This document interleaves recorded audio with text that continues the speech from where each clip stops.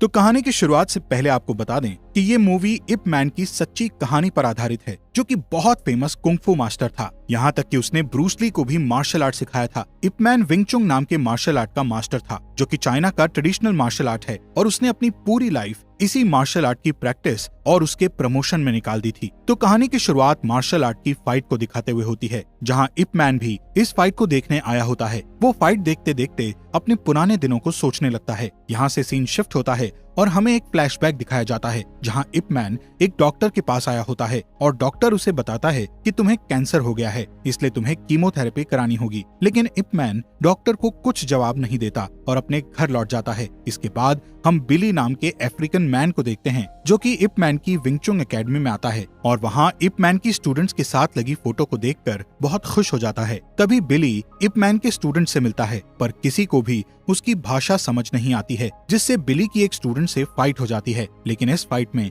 बिली उस स्टूडेंट पर काबू पा लेता है और उसे लात मारने के लिए आगे बढ़ता है, जिस दौरान वहाँ इप मैन आ जाता है और बिली को लात मारकर नीचे गिरा देता है, जिससे बिली गुस्सा होने के बजाय इप मैन से डरता है और उन्हें गले लगा लेता है। जिसके बाद वो बताता है कि मुझे यहाँ ब्रूस ली ने भेजा है, क्योंकि वो तुम्हें अमेरिका में होने वाली कराटे फाइट में इनवाइट करना चाहता है। साथ ही बिली इप मैन को एक फ्लाइट टिकट और ब्रूस ली की लिखी हुई कुंग-फू गाइड बुक देता है। यहाँ इप मैन उसके इनविटेशन से बहुत खुश होता है, लेकिन वो इनविटेशन को ये कहकर रिजेक्ट कर देता है कि उसके पास अब ज्यादा समय नहीं बचा है। ये कहकर इप मैन वहाँ से चला जाता है और बिली उस टिकट को एक स्टूडेंट के हाथों में देकर भाग जाता है, ताकि अगर इप मैन का मन बदल जाए तो वो अमेरिका आ सके। इस बीच हम एक स्कूल में इप मैन के बेटे यिप चिंग को देखते हैं, जिसका क्लासमेट के साथ झगड़ा हो जाता है और वो उस क्लासमेट को बुरी तरह पीट कर चला जाता है। जब स्कूल के हेडमास्टर को इस घटना के बारे में पता चलता है, तो वो इप मैन को बुलाते हैं और उन्हें अपने बेटे की हरकतों के बारे में बताते हैं। यहाँ हमें पता चलता है कि यिप चिंग अक्सर दूसरे लड़कों के साथ फाइट किया करता है, इसलिए हेडमास्टर उसके इस बिहेवियर से परेशान हो चुके थे, जिस वजह से वो यिप चिंग को स्कूल से बाहर निकालने का डिसाइड करते हैं। जिस पर इप मैन अपने बेटे की ओर से हेडमास्टर से माफी मांगता है और उनसे यिप चिंग को एक और मौका देने की रिक्वेस्ट करता है, लेकिन हेडमास्टर उसकी बात नहीं मानता और इप मैन को सलाह देता है कि वो अपने बेटे को विदेश में पढ़ने के लिए भेज दे, क्योंकि इस साल के समय में चाइना का कोई भी स्कूल उसे एडमिशन नहीं देगा। इप मैन घर लौटता है और थोड़ी देर सोचने के बाद वो हेडमास्टर की सलाह मानने का सोचता है, इसलिए वो अपने बेटे को अमेरिका भेजने का फैसला करता है। अगली रात वो अपने बेटे के बारे में बात करने के लिए अपने बेस्ट फ्रेंड पैट बो को बुलाता है, जिस दौरान यिप चिंग को पता चल जाता है कि उसके पिता उसे बाहर भेजने का सोच रहे हैं, इसलिए वो अपने पिता का विरोध करते हुए कहता है कि मैं चाइना में रहना चाहता हूँ और आपकी तरह कुंग-फू सीखना चाहता हूँ। इस बात पर इप मैन को गुस्सा आ जाता है और वो अपने बेटे को थप्पड़ मार देता है, जिससे फैट बो बीच में आता है और उन्हें अलग कर देता है। खैर, अगले दिन यिप मैन यिप चिंग के लिए अच्छा स्कूल ढूंढने का सोचकर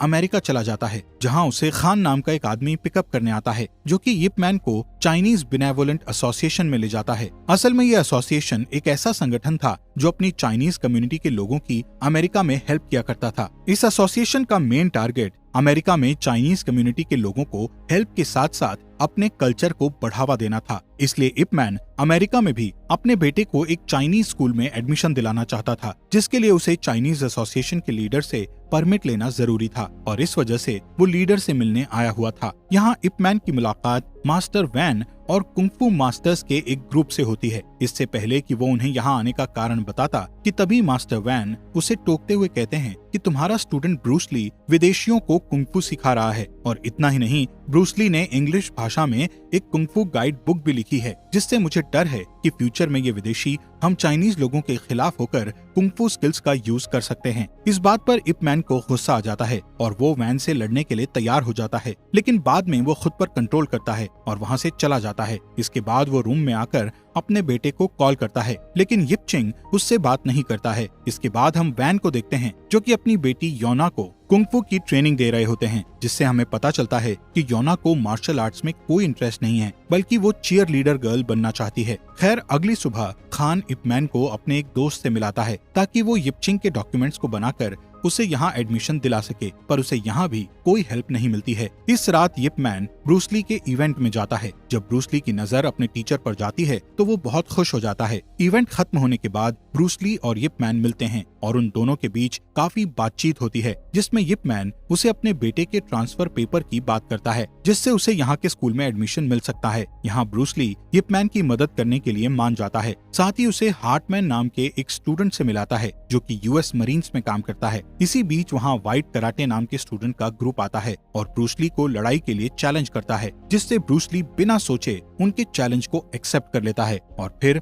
अपनी अच्छी स्किल्स दिखाते हुए उन सभी स्टूडेंट्स को बड़ी आसानी से हरा देता है। अगले दिन यिप मैन कुछ जरूरी ट्रांसफर डॉक्यूमेंट्स को लेकर एक स्कूल में जाता है, जहां उसे बताया जाता है कि तुम्हें एडमिशन कराने के लिए चाइनीज बेनेवोलेंट एसोसिएशन से परमिट लेना पड़ेगा। पर यिप मैन उनसे परमिट के बिना एडमिशन देने की रिक्वेस्ट करने लगता है, जिस पर प्रिंसिपल कहती है कि अगर तुम पेपर वर्क को नजरअंदाज करके एडमिशन कराना चाहते हो तो तुम्हें इस स्कूल को 10,000 अमेरिकन डॉलर डोनेट करने पड़ेंगे। इसके बाद हम स्कूल में योना को देखते हैं, जहां उसे चीयर लीडिंग टीम में सिलेक्ट कर लिया जाता है, जिससे बेकी नाम की लड़की जेलस होती है और योना को टीम में शामिल करने पर विरोध करने लगती है, लेकिन टीचर उसे साइड में कर देता है। जब इप मैन स्कूल में आता है तो उसका सामना कुछ स्टूडेंट से होता है जो कि योना को घेर लेते हैं। असल में ये बेकी और उसका बॉयफ्रेंड था जो योना को बुली कर रहे होते हैं। वो दोनों योना को पकड़कर उसके बाल काटने लगते हैं ताकि टीचर उसे चीयर लीडिंग टीम से निकाल दे, पर किसी तरह योना उन लोगों से अपने आप को छुड़ा लेती है और बेकी को फेंस की ओर धकेल देती है,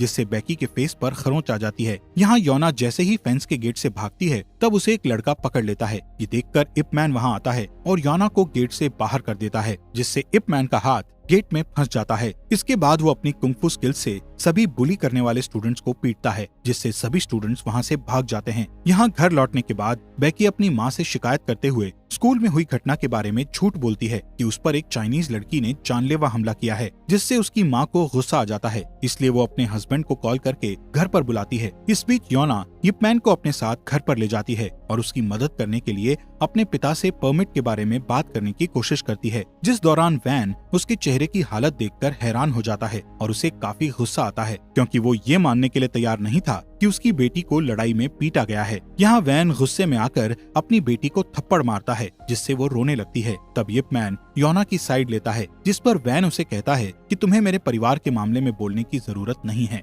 इसलिए यिप मैन वहाँ से जाने लगता है कि तभी वैन उसे रोककर अपने साथ फाइट करने का चैलेंज करता है, जिससे यिप मैन मान जाता है और दोनों के बीच लड़ाई शुरू हो जाती है। दोनों की स्किल्स बहुत अच्छी होती है, इसलिए दोनों ही काफी अच्छे से लड़ रहे होते हैं। पर तभी एक छोटा सा भूकंप आता है, जिससे उन्हें फाइट रोकनी पड़ती है। थोड़ी देर बाद यिप मैन अपने घर वापस चला जाता है और अपने बेटे को फोन करता है, लेकिन यिप चिंग इस बार भी उससे बात नहीं करता है। इस बीच हम ब्रूस ली के स्टूडेंट हार्टमैन को उसके बेस में देखते हैं, जहां वो सर्जेंट बार्टन से कहता है कि हमें सिपाहियों को विंग चुंग नाम के चाइनीज मार्शल आर्ट की ट्रेनिंग भी देनी चाहिए, जिस पर बार्टन कहता है कि मरीन्स का अभी वाला कराटे प्रोग्राम किसी दूसरे मार्शल आर्ट से काफी बेहतर है। इस बात पर हार्टमैन बिल्कुल भी सहमत नहीं होता, इसलिए बार्टन उसे कॉलिन नाम के फाइटर से लड़ने को कहता है, जो कि मरीन पर मार्शल आर्ट सिखाया करता था। इसके बाद कॉलिन और हार्टमैन के बीच फाइट होती है, जिसमें हार्टमैन बहुत ही अच्छे तरीके से लड़ता है, पर फिर भी वो कॉलिन से हार जाता है। इधर योना को देखते हैं, जो किसी तरह यिप मैन के लिए परमिट हासिल कर लेती है और उसे दे देती है, लेकिन यिप मैन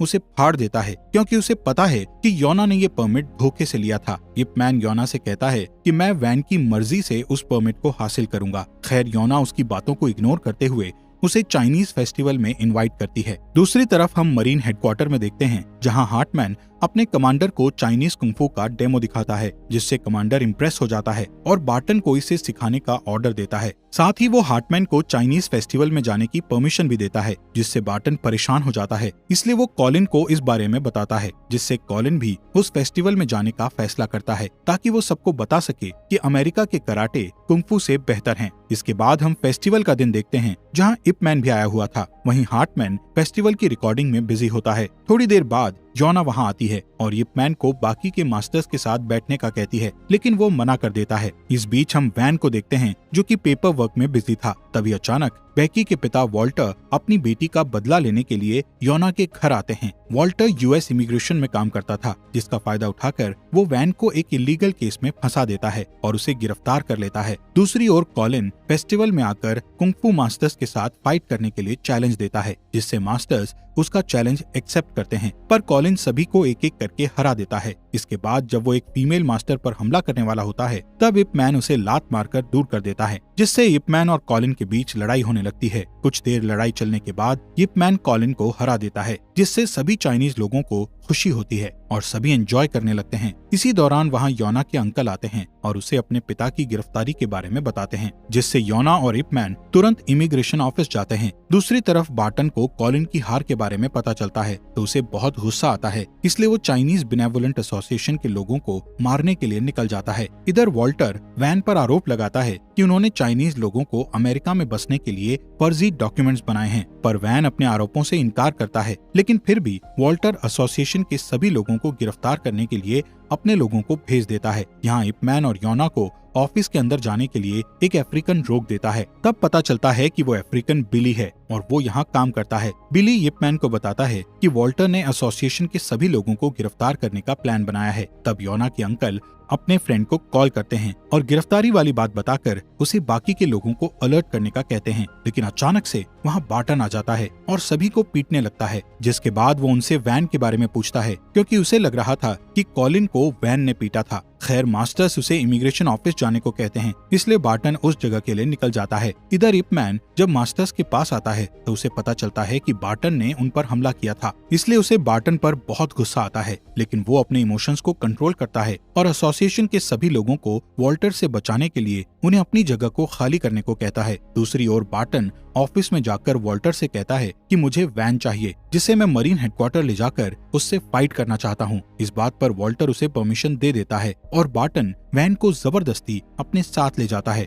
जहाँ बार्टन और वैन दोनों आपस में फाइट करते हैं, जिसमें दोनों अपनी स्किल्स से एक दूसरे पर हमला करते हैं। पर आखिरी में बार्टन वैन को बुरी तरह घायल करके उसे हरा देता है। यहाँ इप मैन एसोसिएशन के लोगों को इलाज के लिए ब्रूस ली के जिम में ले जाता है, जहाँ सभी मास्टर्स इप मैन से माफी मांगते हैं क्योंकि उन्होंने पहले दिन उनके साथ अच्छा बिहेव नहीं किया था। खैर इसके बाद इप मैन अपने बेटे को फिर से कॉल करता है, लेकिन वो कोई भी रिस्पॉन्स नहीं देता है। तब इप मैन अपने बेस्ट फ्रेंड से बात करता है और उससे कहता है कि तुम्हें यिप चिंग को मेरे कैंसर के बारे में बताना होगा, क्योंकि अब मेरे पास ज्यादा समय नहीं है और दिन ब दिन मेरी हालत बिगड़ती जा रही है। जब यिप चिंग को कैंसर के बारे में पता चलता है तो वो तुरंत अपने पिता से बात करता है। तब यिप मैन अपने बेटे से उस थप्पड़ मारने वाली बात पर माफी मांगता है और उसे मार्शल आर्ट सिखाने का वादा करता है। पर यिप चिंग अपने पिता की बीमारी के बारे में सोचकर रो रहा होता है, जिस पर यिप मैन उसे संभालते हुए कहता है कि मैं यूएस में अपना काम पूरा करके जल्द ही घर वापस जाऊंगा। अगले दिन यिप मैन बार्टन को बता देता है कि उसने ही कॉलिन को पीटा था। साथ ही वो बार्टन को लड़ाई के लिए चैलेंज करता है। इसके बाद हम यिप मैन और बार्टन के बीच बेहतरीन फाइट को देखते हैं, जहां बार्टन बहुत ही अच्छे से लड़ रहा होता है, क्योंकि कैंसर के कारण यिप मैन की बॉडी बहुत स्लो काम कर रही थी। पर यिप मैन हार नहीं मानता और बार्टन को पीटकर उसकी गर्दन पर वार कर देता है, जिससे बार्टन फाइट में हार जाता है। कुछ समय बाद वैन भी ठीक हो जाता है और उसकी दोबारा यिप मैन के साथ दोस्ती हो जाती है, इसलिए वो उसे यिप चिंग को अमेरिकन स्कूल में एडमिशन दिलाने की परमिशन भी दे देता है। खैर यिप मैन वापस अपने घर चला जाता है, जिसे देखकर यिप चिंग बहुत खुश होता है और अपने पिता से मार्शल आर्ट सिखाने के लिए कहता है, जिस पर यिप मैन शर्त रखता है कि वो उसे सिर्फ एक बार ही सिखाएगा। कहानी के एंड में हमें दिखाया जाता है कि कुछ समय बाद यिप मैन की डेथ हो जाती है और ब्रूस ली उनके फ्यूनरल में आकर उन्हें अपना अंतिम सम्मान देता है। इसी के साथ ये मूवी यहीं पर एंड हो जाती है। दोस्तों, अगर आपको ये वीडियो अच्छी लगी हो तो प्लीज इस वीडियो को लाइक और हमारे मिस्ट्री एक्सप्लेन चैनल को सब्सक्राइब कर लीजिए।